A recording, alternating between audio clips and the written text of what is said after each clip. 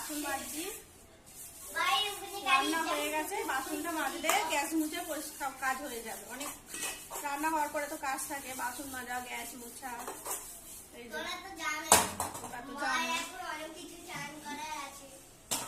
এখনো ওপরের ঘর মোছা বাকি আছে, নিচের ঘরগুলো মোছা হয়েছে, ওপরের ঘরগুলো মোছা বাকি আছে, এগুলো মুছতে হবে। এই রান্নাটা শেষ হয়ে গেল, এবার সব করবো। অনেক বাসন,